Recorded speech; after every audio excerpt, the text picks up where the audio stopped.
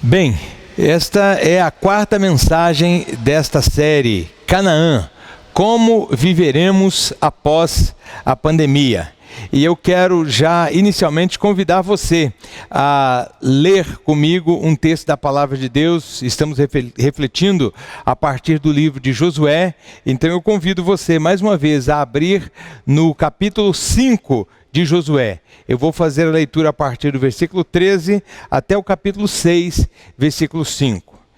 Josué, capítulo 5, versículo 13 até o capítulo 6, versículo 5. Convido você a acompanhar essa leitura atentamente, por favor. Estando Josué já perto de Jericó, olhou para cima e viu um homem em pé, empunhando uma espada. Aproximou-se dele e perguntou-lhe: "Você é por nós ou por nossos inimigos?" "Nenhuma coisa, nem outra", respondeu ele. "Venho na qualidade de comandante do exército do Senhor." Então Josué prostrou-se, rosto em terra, em sinal de respeito, e lhe perguntou: "Que mensagem o meu senhor tem para o seu servo?" O comandante do exército do Senhor respondeu: "Tire as sandálias dos seus pés, pois o lugar em que você está é santo." E Josué as tirou. Jericó estava completamente fechada por causa dos israelitas. Ninguém saía nem entrava.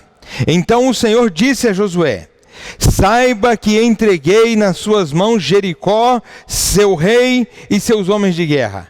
Marche uma vez ao redor da cidade com todos os homens armados. Faça isso durante 6 dias. 7 sacerdotes levarão cada um uma trombeta de chifre de carneiro à frente da arca.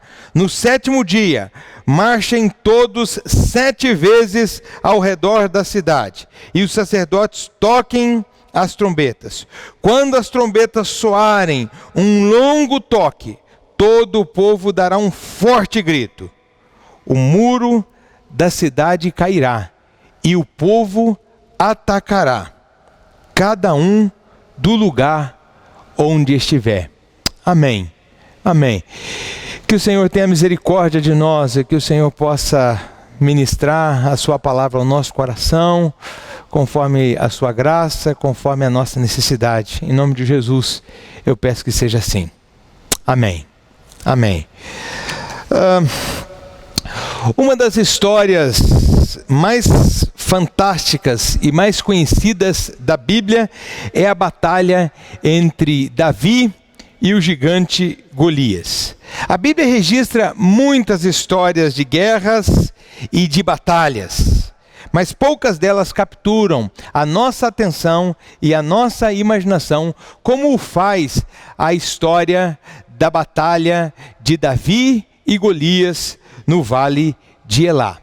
Então eu sempre me perguntei, imagino que talvez você também se pergunte, por que essa história exerce tanto fascínio sobre nós? A conclusão a que cheguei é que esta história, essa narrativa nos fascina tanto por um simples fato, é que esta é uma batalha desigual. A batalha de Davi e Golias é uma batalha desigual. E é isso que nos fascina tanto nessa história. Esta é uma luta do grande contra o pequeno. É uma peleja do mais forte contra o mais fraco. É uma batalha da experiência contra a inexperiência. Definitivamente, a luta entre Davi e Golias é uma batalha desigual. Mas Davi não é o único. Na história da Bíblia e também na história da humanidade, nós encontramos muitas outras pessoas que enfrentaram batalhas desiguais. Se você pensar, por exemplo, em José no Egito contra o sistema opressor egípcio, ele estava numa batalha desigual. Se você pensar em Moisés lutando contra Faraó para a libertação de Israel, ele estava numa batalha desigual. Se você pensar em Josué e Calebe, que tiveram que sustentar um testemunho contra o testemunho dos 10 espias, eles estavam numa batalha desigual. Se você pensar em Elias, no cume do Monte Carmelo, lutando para mostrar que o Deus de Israel era o verdadeiro Deus, contra os 450 profetas de Baal, nós perceberemos que ele estava numa batalha desigual. Os apóstolos, os seguidores de Jesus, logo após a ascensão de Jesus, enfrentaram o Sinédrio, que queria calá-los a todo custo. Eles estavam numa batalha desigual. E se pensarmos na história, apenas para citar 3 exemplos, Martinho Lutero, lutando contra o poder institucional e inquisitorial da igreja no século XVI, estava também numa batalha desigual. Dietrich Bonhoeffer, um alemão luterano, pastor luterano, que lutou contra o regime nazista e morreu por conta disso em 1945, estava numa batalha desigual. Martin Luther King, lutando contra o regime de segregação racial nos Estados Unidos, estava numa batalha desigual. E talvez você, meu irmão, minha irmã, que está me ouvindo aqui nessa noite, que está ouvindo essa mensagem, pode ser que você também esteja enfrentando uma batalha desigual na sua vida. Nós sabemos que estamos numa batalha desigual quando nós recebemos o diagnóstico de uma doença incurável. Nós sabemos que estamos numa batalha desigual quando nós estamos enfrentando a depressão ou a síndrome do pânico e nós não vemos saída. Nós estamos numa batalha desigual quando uma pessoa que nós amamos está escravizada pelo vício, pelo alcoolismo ou pelas drogas. Nós enfrentamos uma batalha desigual quando nós vemos o nosso casamento, a nossa família se desmoronar e nós não conseguimos fazer nada para impedir que isso aconteça.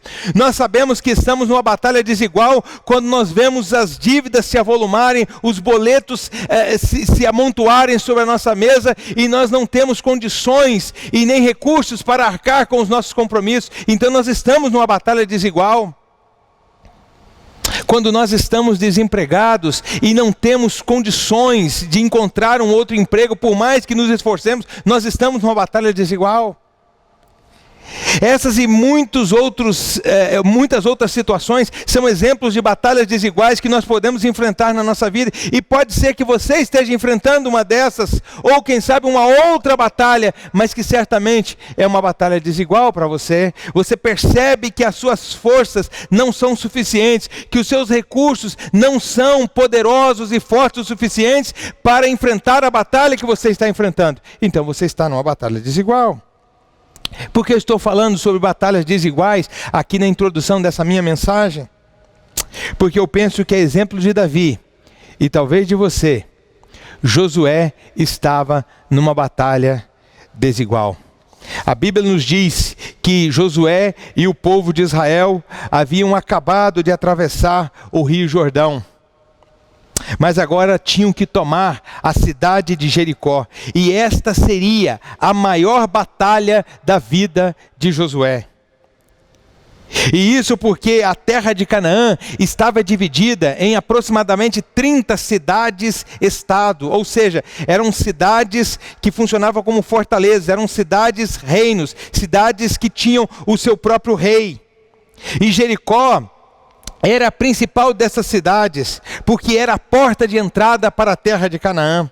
Quem conquistasse Jericó não teria problemas para conquistar as outras cidades. Por isso mesmo a cidade de Jericó era muito fortificada. Ela possuía uma muralha que em alguns lugares chegava a ter 5,5 metros de altura e 32 quilômetros de comprimento, ou digamos de circunferência. Além disso, havia um fosso nessa muralha, porque a muralha, na verdade, de Jericó era uma muralha dupla, e entre os 2 paredões da muralha havia um fosso que tinha aproximadamente, em média, 9 metros de largura. Então Jericó era uma cidade muito difícil de ser conquistada. Jericó é considerada a cidade mais antiga do mundo, e provavelmente esta forte muralha, essa impenetrável muralha, foi construída 800 anos antes da chegada de Josué e do povo de Israel ali em Canaã. Durante todo esse tempo, 8 séculos, ninguém havia conseguido tomar Jericó. Jericó era considerada uma cidade impenetrável. É com isso em mente que nós devemos ler Josué capítulo 6, versículo 1. Josué capítulo 6, versículo 1 nos diz o seguinte: Jericó estava completamente fechada por causa dos israelitas. Ninguém saía, ninguém entrava. A cidade estava completamente fechada. Ninguém entra, ninguém sai. É por isso que eu disse que Josué estava numa batalha desigual, porque Josué precisava entrar nessa cidade na qual ninguém conseguia entrar. Assim como Davi, Josué venceu aquela batalha desigual. Josué soube enfrentar aquela batalha desigual e vencer. Então eu proponho uma pergunta como tema da minha reflexão nessa noite. Como é que nós podemos enfrentar as batalhas desiguais que nós temos na nossa vida e vencê-las? Você está enfrentando uma batalha desigual? Essa palavra é uma palavra de Deus para você. Deus quer te ajudar a enfrentar e vencer as suas batalhas desiguais. O que Josué nos ensina, o que a palavra de Deus nos ensina sobre como enfrentar e vencer as batalhas desiguais? Em primeiro lugar, certifique-se da presença de Deus. Certifique-se da presença de Deus. Antes de narrar que a cidade estava completamente fechada, a narrativa da conquista de Jericó começa no capítulo 5, versículo 13. E no versículo 13 está registrado algo muito especial. Ali somos informados que Josué estava perto de Jericó.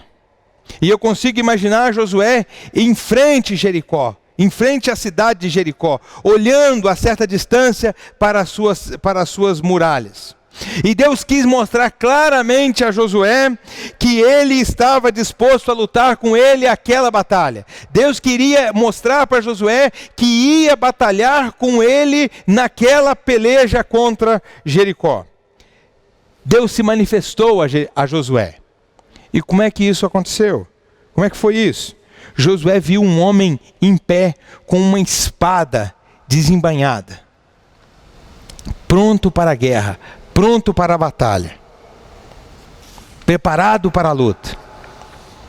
E aqui é importante dizer o seguinte, que aqui Josué teve aquilo que é chamado na teologia de teofania. Na teologia, quando Deus se manifesta, nós chamamos, no Antigo Testamento, nós chamamos isso de teofania. Como é que a gente sabe que é Deus que se manifestou? Geralmente, quando Deus se manifesta, e às vezes ele é chamado de um homem apareceu, ou um anjo apareceu, a diferença entre um homem comum ou um anjo é que geralmente esse ser que se manifesta para os personagens do Antigo Testamento recebe adoração, e esses se prostram diante dele. E foi o caso aqui. Nós pensamos na teologia que essas teofanias, essas manifestações de Deus no Antigo Testamento é uma manifestação do Cristo. Aqui, esse homem que aparece a Josué, quando Josué pergunta quem ele é, ele diz: eu sou o príncipe do exército do Senhor. Nós cremos na teologia que isso é uma manifestação do Cristo. O problema é que aquele homem que era o príncipe do exército do Senhor, aquele homem que estava com uma espada desembainhada, em pé e pronto para pelejar, não foi percebido como Josué, como uma manifestação da presença de Deus para ele. Josué não olhou para aquela cena, para aquele homem que estava diante dele e pensou: olha, Deus veio em meu auxílio. Na verdade, Josué ficou confuso, por isso mesmo ele pergunta no versículo 13: você é amigo ou inimigo? Você está com essa espada empunhada, mas você vai lutar a nosso favor ou a favor dos nossos inimigos? Josué não consegue perceber aquilo como uma manifestação da presença de Deus na vida dele. Meus irmãos e minhas irmãs, isso também acontece conosco. É por isso que nós precisamos nos certificar da presença de Deus em nossas vidas. Deus está sempre presente, mas nem sempre estamos conscientes da sua presença. Deus está sempre presente, mas nem sempre conseguimos percebê-lo como um aliado em nossas batalhas desiguais. Mas depois de algum tempo, Josué conseguiu discernir a presença de Deus. Josué conseguiu se certificar de que aquele que ele estava vendo era o Deus dizendo para ele que estava disposto a lutar com ele aquela batalha. Como é que Josué conseguiu isso? Em primeiro lugar, versículo 13, Josué olhou para cima. Veja o versículo 13. Estando Josué já perto de Jericó, olhou para cima e viu o príncipe do exército do Senhor. Eu não sei há quanto tempo Josué estava em frente à cidade de Jericó, olhando para as suas muralhas impenetráveis. Mas o fato é que num determinado momento, Josué foi capaz de tirar os olhos da muralha e olhar para cima. E quando ele olhou para cima, ele viu o príncipe do exército do Senhor ali com ele. Ele viu o próprio Senhor, Jesus, com a sua espada empunhada, dizendo: eu estou pronto para lutar com você, Josué.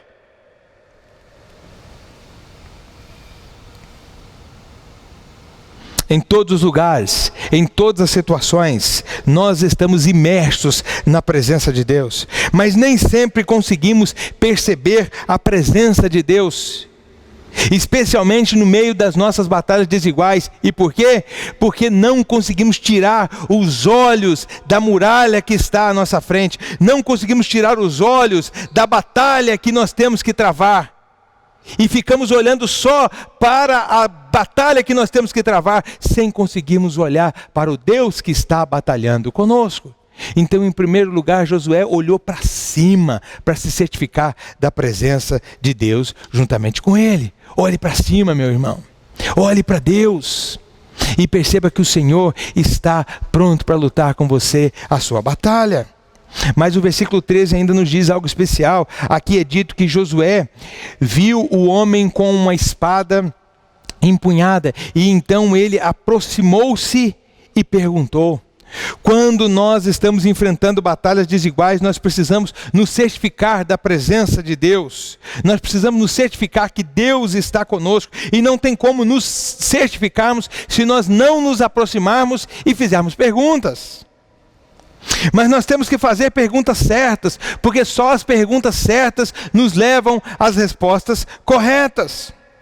Aí você pode dizer: pastor Edson, mas como é que eu vou identificar uma pergunta certa? Eu não sei o que é uma pergunta certa, eu não sei o que é uma pergunta errada. Um jeito muito básico de nós identificarmos, e eu diria até um jeito muito simples, se estamos fazendo perguntas certas ou erradas, é prestarmos atenção no sujeito das perguntas. Preste atenção nos sujeitos das perguntas, ou no sujeito das perguntas que você está fazendo. Geralmente nós perguntamos assim, e essas são perguntas erradas, quando o sujeito sou eu. Por que isso está acontecendo comigo? O que foi que eu fiz? O que eu fiz para merecer isso? Será que eu mereço isso? Como eu vou sair dessa situação? Essas são perguntas erradas, porque são perguntas focadas em nós mesmos, fechadas em nós mesmos. Veja que Josué não é o sujeito das duas perguntas que ele faz. A primeira pergunta que Josué faz é a seguinte: você está aqui para lutar conosco a nosso favor ou contra nós? Não é sobre mim, é sobre você. Você está aqui como um emissário de Deus, ou você está aqui como um inimigo nosso? A segunda pergunta que Josué faz é mais extraordinária ainda, porque Josué pergunta assim: qual é a mensagem que o meu Senhor tem para o seu servo?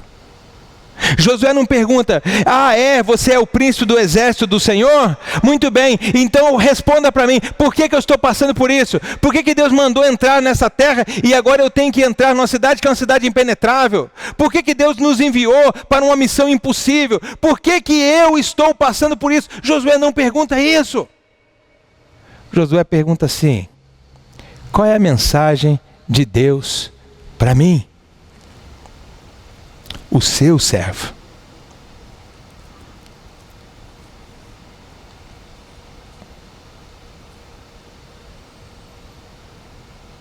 Não pergunte sobre você, pergunte sobre Deus. Nas suas batalhas desiguais, aproxime-se de Deus e pergunte a Ele, faça perguntas a Ele, mas não sobre você, mas sobre Ele. Deus, como você vai lutar comigo nessa batalha desigual?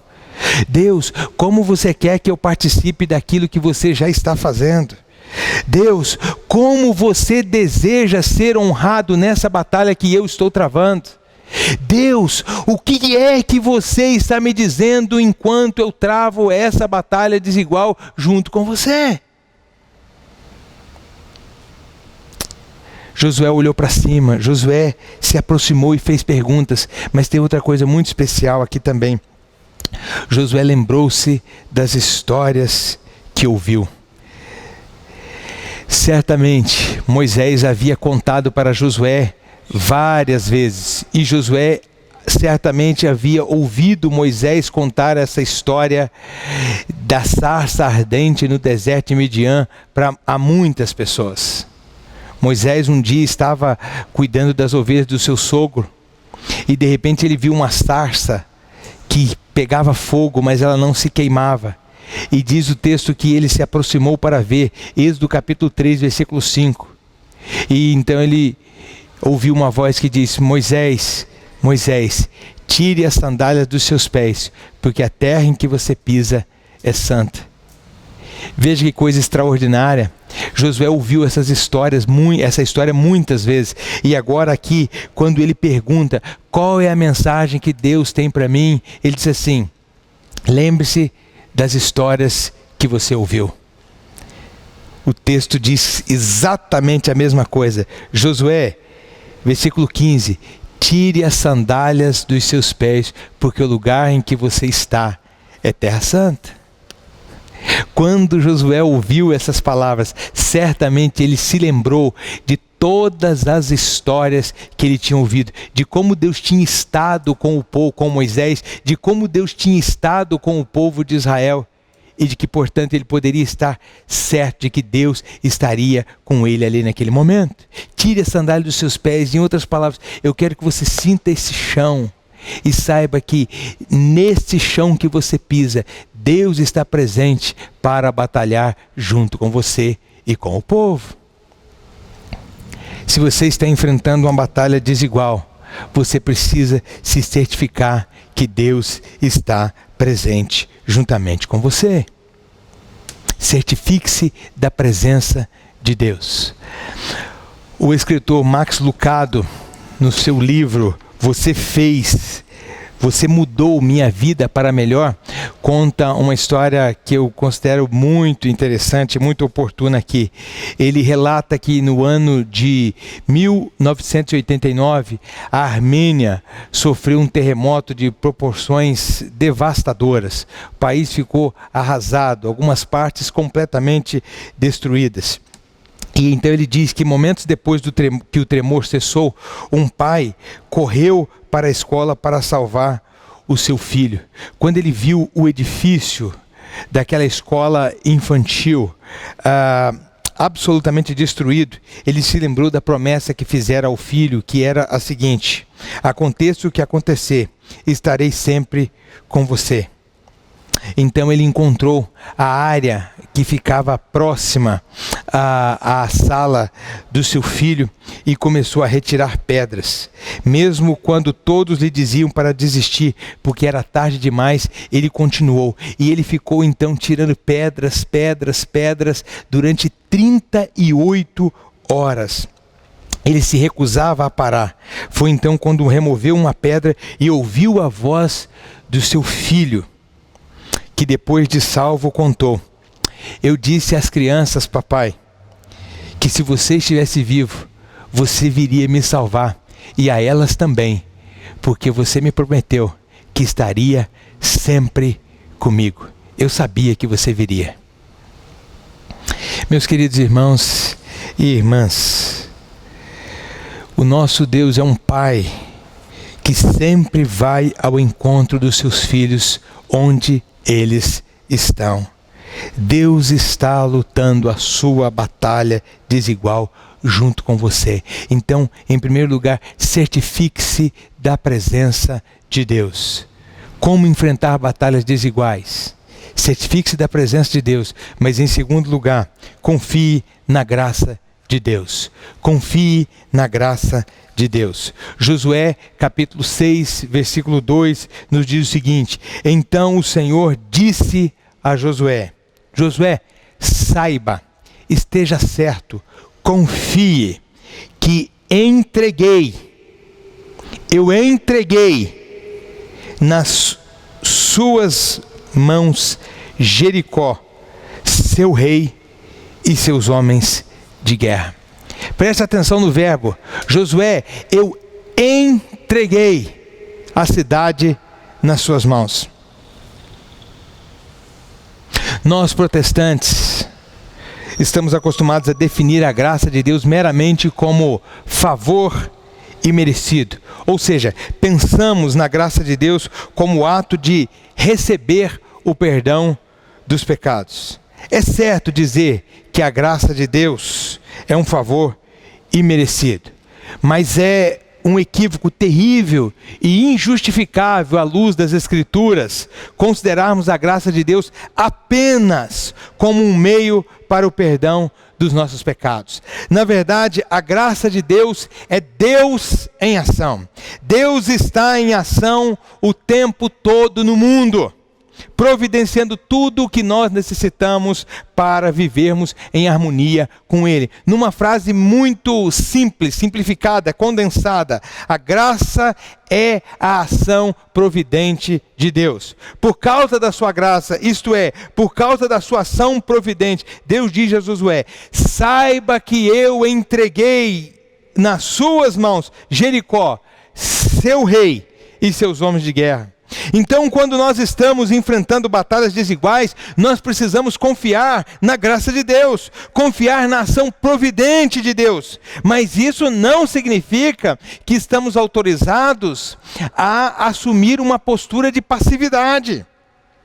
Na verdade, por causa da graça de Deus em nós, por causa da ação providente de Deus em nós, somos capazes de sermos ativos num grau que jamais fomos.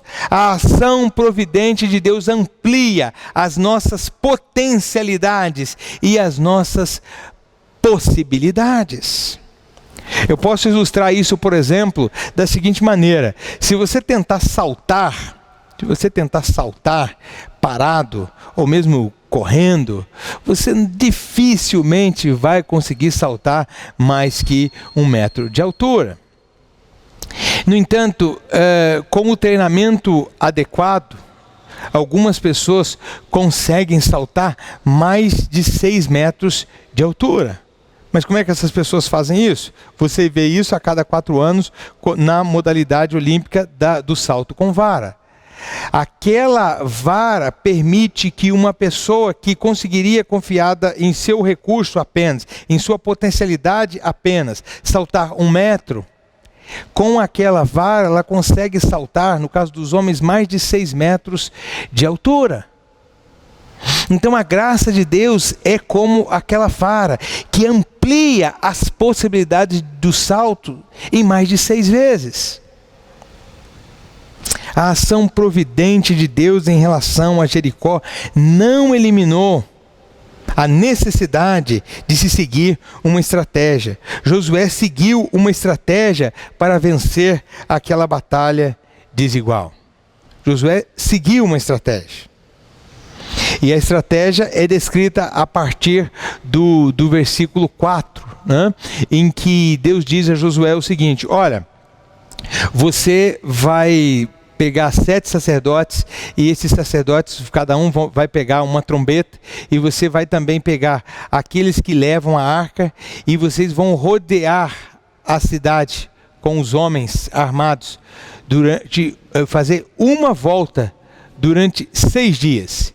E depois, no 7º dia, você vai rodear a cidade 7 vezes. E quando vocês rodearem a cidade 7 vezes, os homens que estão com a trombeta, os sacerdotes, eles vão tocar aquela trombeta feita de chifre de carneiro. E eles vão tocar um longo som. E esse vai ser o sinal para o povo.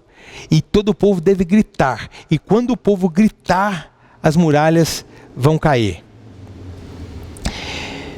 Meus irmãos, minhas irmãs, vocês vão de convir que a orientação de Deus para Josué foi um tanto quanto estranha em se tratando de estratégia militar para vencer uma cidade como a cidade de Jericó. Mas é impressionante que Josué não questiona.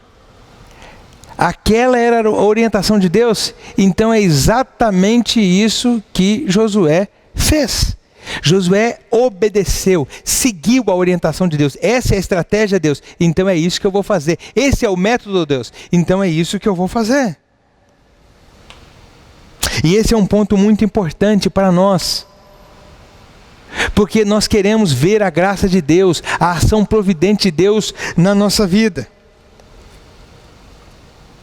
Mas você não verá a ação providente de Deus na sua vida se você não estiver seguindo a orientação de Deus para a sua vida.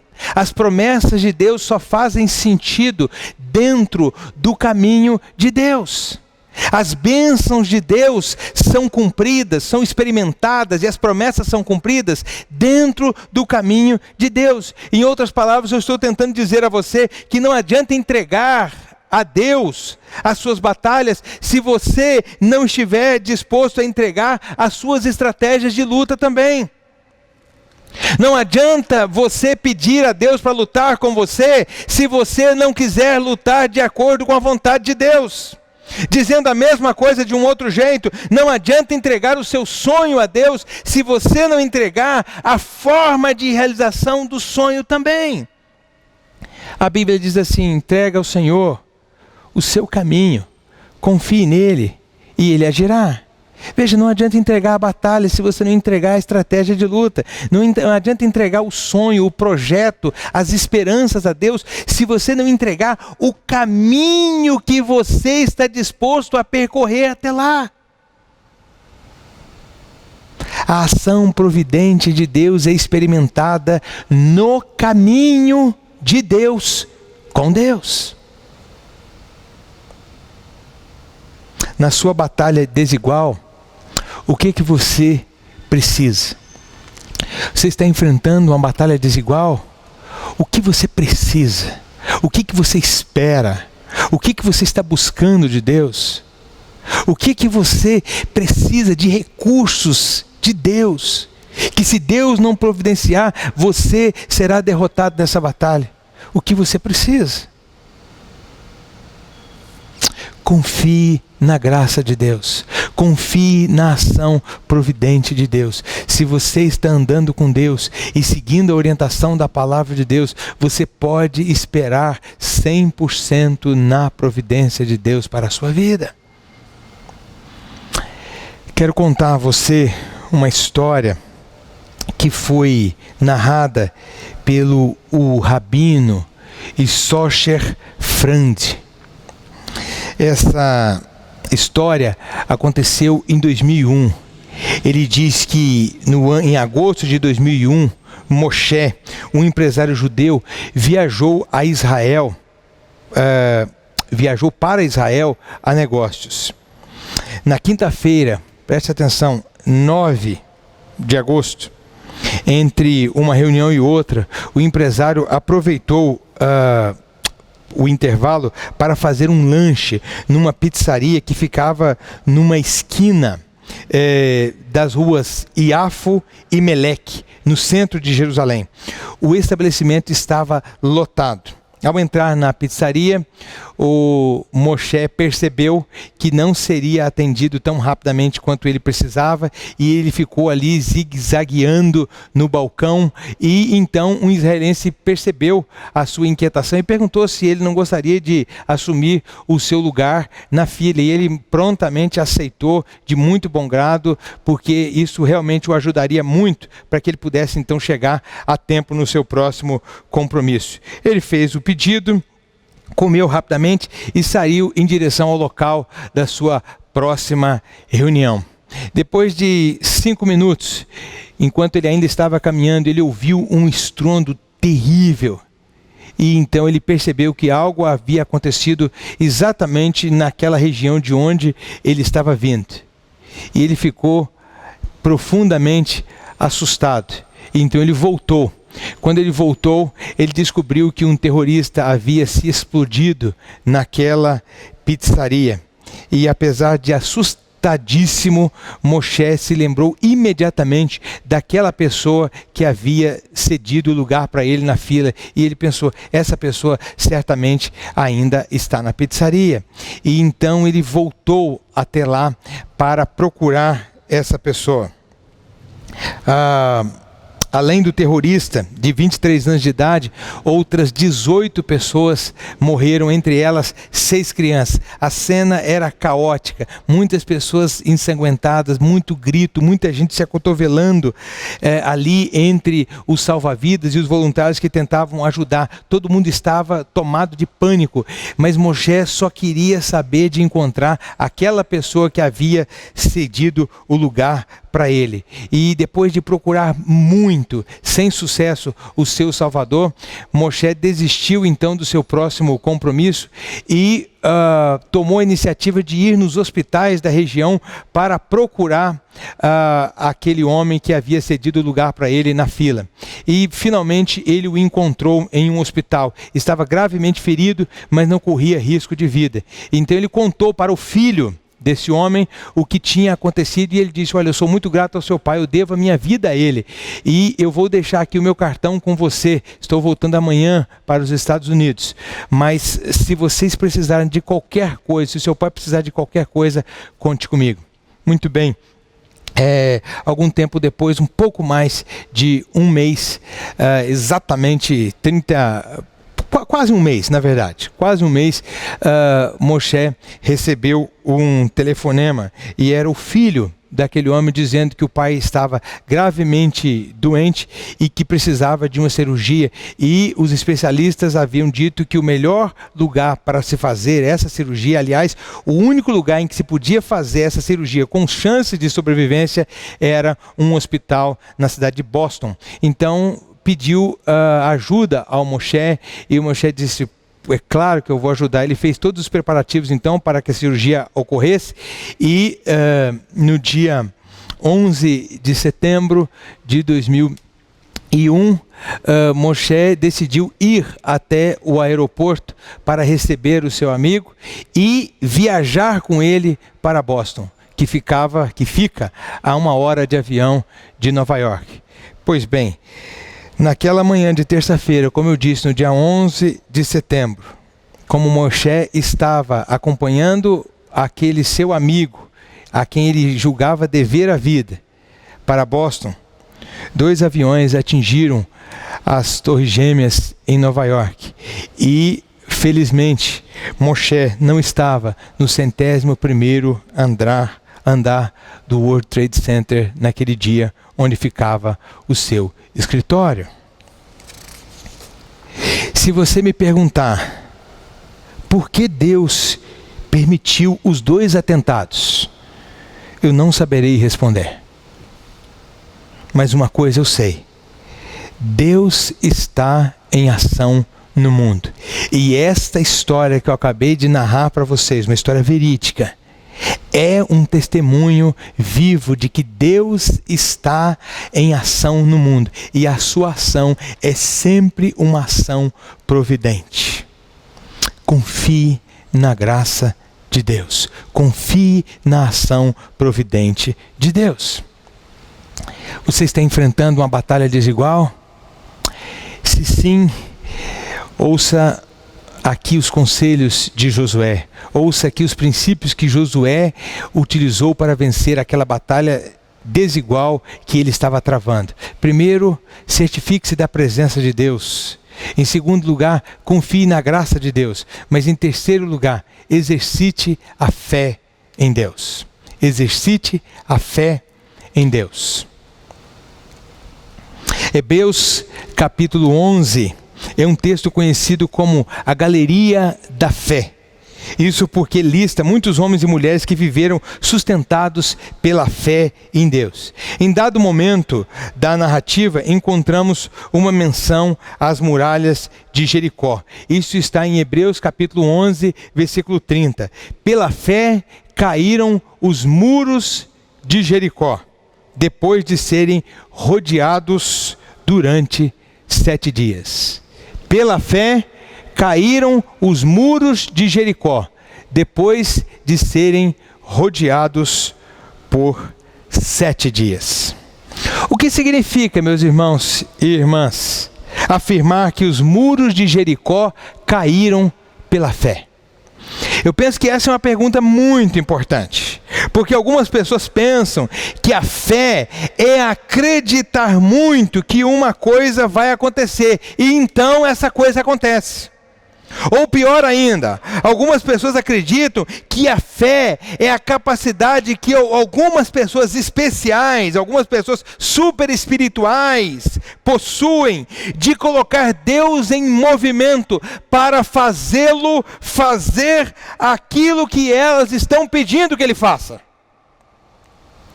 Por essa perspectiva, o que significa afirmar que as muralhas de Jericó caíram pela fé?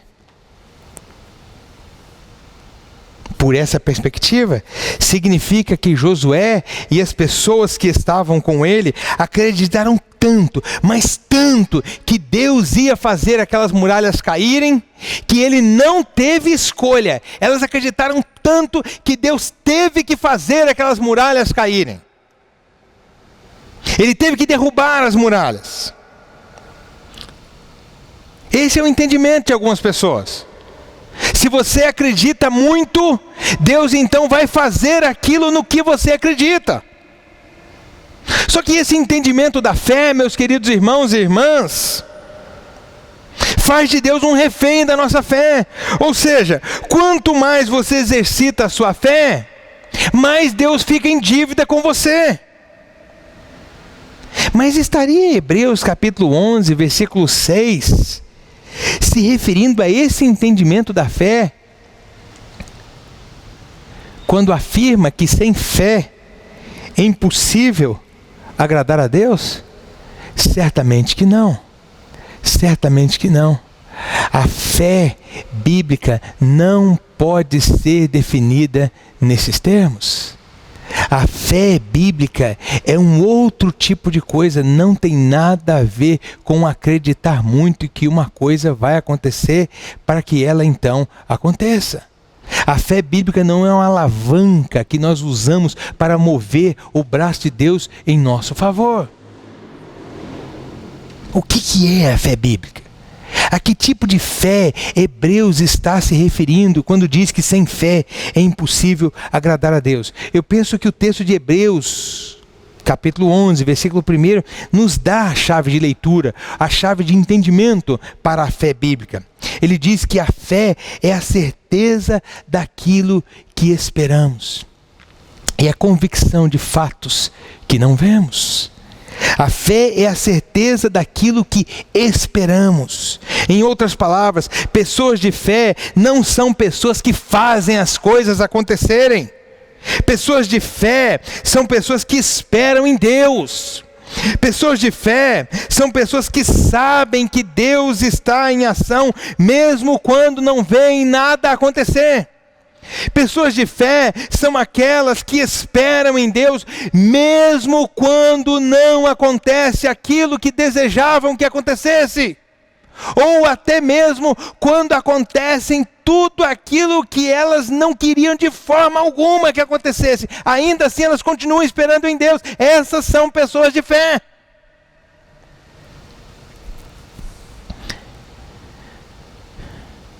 Veja, Josué e o povo não viram as muralhas caírem quando Deus disse que havia entregado Jericó, o seu rei e os seus homens de guerra nas mãos de Josué.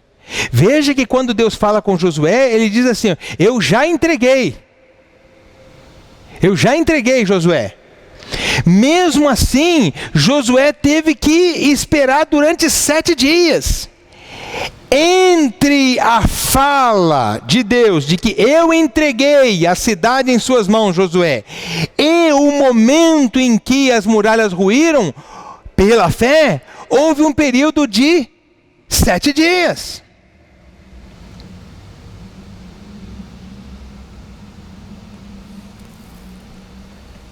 E foi justamente nesse período de 7 dias que Josué e o povo teve a oportunidade de exercitar a fé. Então é nesse sentido que as muralhas ruíram pela fé. Ou seja, a fé deu a Josué e ao povo condições de permanecer em pé e esperando em Deus até que ele fizesse aquilo que ele havia prometido que faria.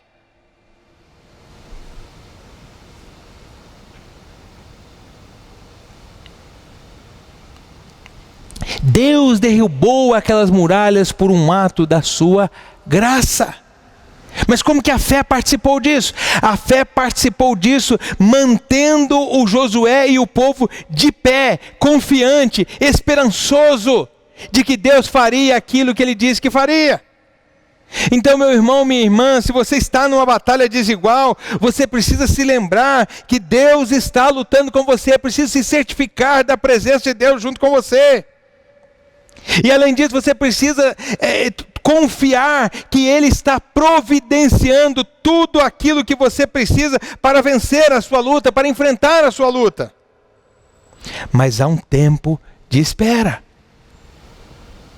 A fé não faz as muralhas caírem, assim como não fez no caso de Josué.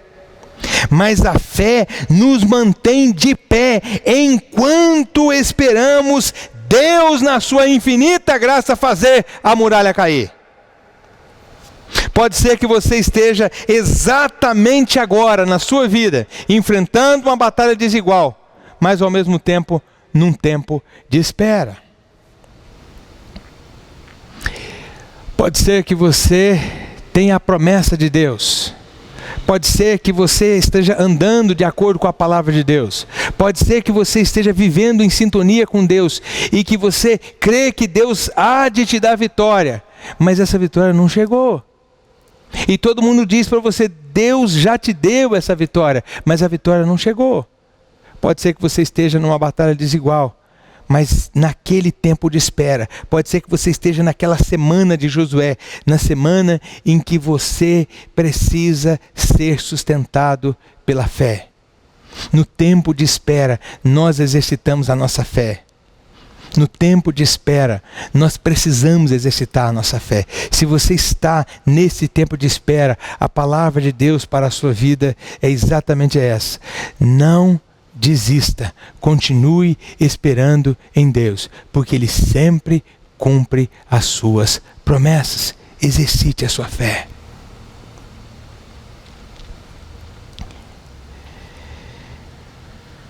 A graça é a mão de Deus estendida em nossa direção para nos dar aquilo que nós precisamos. E a fé é a nossa mão estendida em direção a Deus para agarrarmos e segurarmos aquilo que Deus está nos dando pela graça. A fé é a mão com a qual você segura a vitória que Deus te dá por sua graça. Você está numa batalha desigual, meu irmão, minha irmã. Certifique-se que Deus está presente com você, porque Ele está. Tome consciência disso. Confie na graça de Deus, na ação providente de Deus, e exercite a sua fé enquanto você espera o cumprimento das promessas de Deus. Alimente-se dessa confiança no caráter de Deus. Alimente-se desse fato. Essa confiança no caráter de Deus é que nos mantém de pé.